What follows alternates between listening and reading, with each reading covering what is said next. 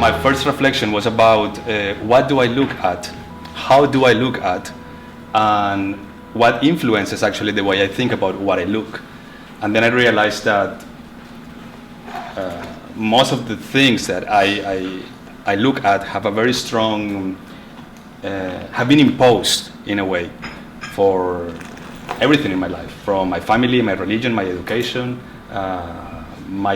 in dance.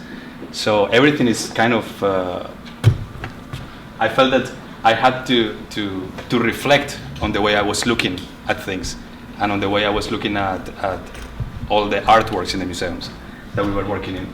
So then I chose this picture, which I like because it reflects also my concern about how can we see different, how can we unlock, I use the word, unlock the ways how we look in museums. This is part of the residency in Paris we did. And with them we were reflecting on how can we shift perspective and how can we use movement to shift the perspective of how we inhabit a museum, how can we change the way we look in museums. With this reflection on looking, how can I think of new ways to be in this museum, but actually there is not so much space for dance, but there is not so much space for movement.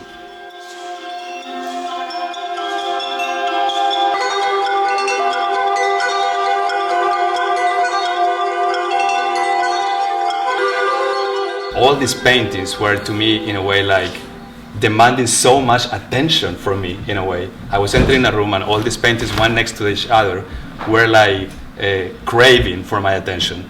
Like, look at me, look at me, look at me, look at me. And I was feeling like, oh God, it's so much information that goes through my eyes that I was thinking like, I have to soften up the way how I look in a museum. So that's when it started all the reflection about how to look and how to unlock the ways to see in a museum. But then we went to the second venue, which was Arte Sella, which was a beautiful place. I really recommend it. It's one of the most beautiful museums actually I have ever been. And then, you know, like I passed from being in a museum where paintings were next to each other, they craving for my attention, for my eyes to look at them, to such a space where you have to walk like 20 minutes to get from one artwork to the next one. So all what I had planned before didn't make any sense in this museum. And that was actually one of the biggest challenges for the whole project. Because every museum we were going next presented us a new way to be there.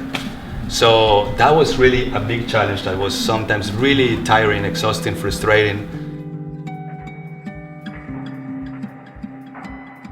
It was with the idea of bringing awareness to the audience, to the visitors in the museum. So what we started was, among us, the dancers, we started to play like with the illusion of movement.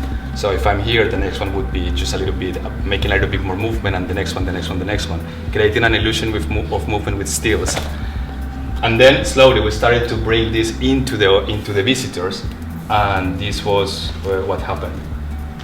We started to copy positions of the people that were passing by, the kids. This guy is the security guard of that room.